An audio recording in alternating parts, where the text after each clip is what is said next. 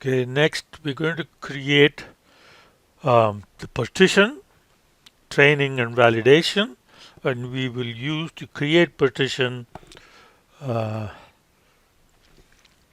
from caret.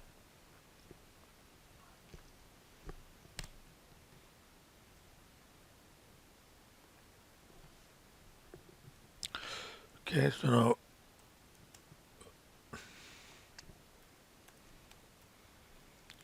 as I said in the previous video, we're not going to use all the variables, so we're going to use the selected ones, right? And these are C, okay, 10, okay. So 10 would be like 1, 2, 3, 4, 5, 6, 7, 8, 9, 10. So day of the week and so on, right? 10, comma, okay, 1, comma, 8, comma, 4, comma, 2. So when we use the column numbers in this fashion, you'll get reordered in this way. Okay. So these are the 5 predictor variables we're going to use, and then the last one, 13, that's our flight status, which is our target, right? And then we will create the index numbers for the partition, and we're going to use create partition, and we have to specify the target. Okay, so that's the target, and then we need the probability. Okay, and we're going to use probability 0.6 as we have been using. Okay, but you can use any probability that you want. If you have a really large data set, you may not need more than 60%. If you have a relatively small, then you want to include more in your training and less in your validate, then you can use a different probability. Okay, and then finally we have to specify list equal to false, because we need to have this as a vector, not as a list. And then we can set the train.df as delays.df.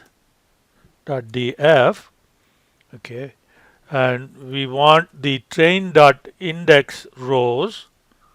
Okay, and we want for columns only the selected vars. We don't want the other columns. And then we have valid.df,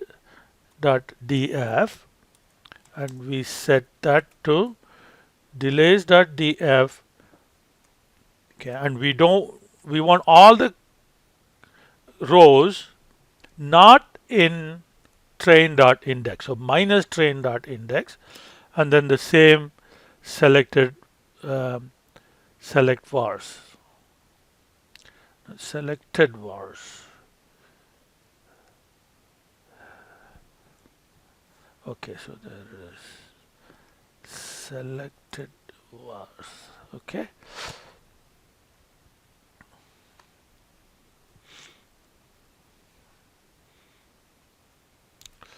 Now we run. Okay, so now if you look at the train df, you see the columns are ordered in the order in which we set up the selected vars. The last column is flight status. Okay, and we have the 2 partitions. Now if you want to examine prior probabilities, we can use a prop table. Okay, and this is how prop table will work. Okay, first let's look at table, and then we will look at prop table. This is just to look at what the probabilities are. If you are, this is if you want only naive base, you can just skip to naive base part. But you want to you want to examine the data a little bit, then you can create some tables. So if you do table, right, and we want table of train dot df flight status, right? We want the probability of flight status. So first let's generate a frequency distribution. Okay, so that will be for the rows, and for the columns, say we want uh, train.df destination, right?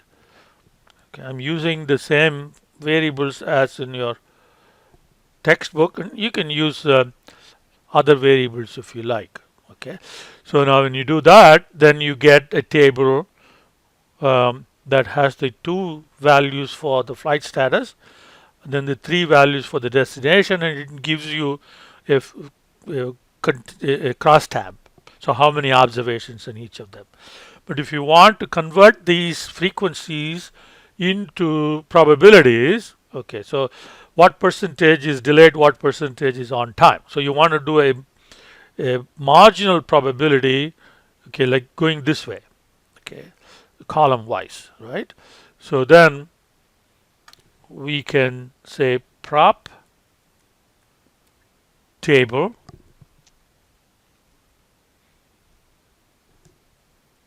okay, and that. Okay, so you take the table that you have and then enclose it in prop table. Okay, so now you have to then specify which way we want the proportions to go. You want to go column wise or row wise. Okay, so we want for each column we want the uh,